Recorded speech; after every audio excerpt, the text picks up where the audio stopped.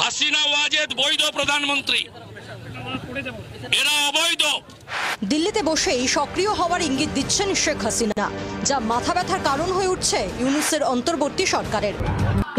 কিভাবে দিতে হয় আমরা জানি। এই শুভেন্দু আমার সামনে কুরবানির দিনে এক বাটি না, দু বাটি না, 3 বাটি গরুর গোশত খেয়েছে। ভারতের সম্পর্ক প্রতিবেশী দেশগুলোর সঙ্গে একদমই ভালো নয়। বলা হচ্ছে নরেন্দ্র মোদী সরকারের উগ্র হিন্দুত্ববাদী নীতির কারণে ভারতের একের পর এক শত্রুতে পরিণত হয়েছে প্রতিবেশী দেশগুলো। অন্যদিকে হত্যার হুমকি দেওয়া হয়েছে ভারতের প্রধানমন্ত্রী নরেন্দ্র মোদীকে। আসসালামু আলাইকুম রহমতুল্লাহি আবরাকাতুহু। সম্মানিত দর্শক, কোরবানির ঈদে গিয়ে পরপর 3 বাটি গরুর গোশত খাওয়া শুভেন্দু বাবু বিজেপি নেতা, তিনি যে বাংলাদেশকে নিয়ে বিভিন্ন সময় উস্কানিমূলক বক্তব্য, জিহাদি বক্তব্য দিয়ে বেড়াচ্ছেন যাতে বাংলাদেশের সাথে ভারতের একটা সুসম্পর্ক সেটা নষ্ট হয়ে যায় এবং ভারতের সাথে বাংলাদেশের একটা যুদ্ধ বেঁধে যায়, এটার জন্য তিনি খুব ভালো ফিল করেছিলেন। এ কারণে হয়তো বা বাংলাদেশকে নিয়ে বিভিন্ন রকমের উস্কানিমূলক বক্তব্য তিনি দিয়েছেন। কিন্তু প্রশ্ন হচ্ছে, বাংলাদেশ একাই কি ভারতের কাছে সবচেয়ে বেশি খারাপ, কিংবা ডক্টর ইউনূসের সরকার ভারতের কাছে সবচেয়ে বেশি খারাপ, নাকি অন্যান্য দেশেও রয়েছে এই তালিকায়?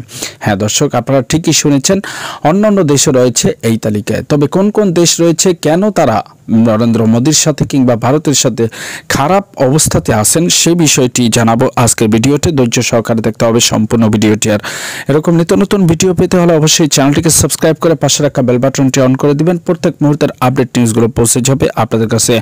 তো দর্শক, চলুন প্রথমেই আমরা জেনে নেব কোন কোন দেশের সাথে ভারতের সুসম্পর্ক রয়েছে। দর্শক, আপনারা সকলেই জানেন, ভারতের সীমানার ধার ঘেঁষে গিয়েছে যে সকল দেশ, বিশেষ করে 7 সিস্টার সহ, চিকেন নেক সহ যে সকল মানে স্পর্শকাতর জায়গাগুলো আছে রয়েছে ভারতের, সে সকল জায়গাতে, যেমন চীনের সাথে ভারতের সম্পর্ক তেমন একটা ভালো না, শুধু তেমন না, কোনোভাবেই ভালো না। এবং মায়ানমার, সেখানেও অবস্থা বেশি ভালো নয়। পাশাপাশি পাকিস্তানের জম্মু কাশ্মীর নিয়ে তো অনেক আগে থেকেই দ্বন্দ্ব রয়েছে। এদিকে বাংলাদেশে নতুন দ্বন্দ্বে জড়ানোর জন্য যেই পরিচালনা কিংবা যেই মানে স্ক্রিপ্ট সাজিয়েছেন এই শুভেন্দু বাবু, সেটি নিয়ে এবার তুমুল আলোচনা ও সমালোচনা শুরু হয়ে গেছে। বিজেপি নেতারা যে সকল বক্তব্য দিয়ে বেড়াচ্ছেন বাংলাদেশের বিরুদ্ধে, বাংলাদেশের হিন্দুত্ববাদীদের বিরুদ্ধে, মুসলমান মোল্লারা নাকি হিন্দুদের উপরে হামলা করে, আক্রমণ করে, সে বিষয়ে যেই তথ্য, ভুয়া তথ্য দেওয়া হয়েছে, সেটি নিয়ে ভারতে মিডিয়াতে আলোচনা হয়েছে, যেখানে বলা হচ্ছে প্রায় 50টির মতো মিডিয়া চ্যানেল যারা ভুল এবং ফেক নিউজ তথ্য প্রকাশ চালিয়ে যাচ্ছে।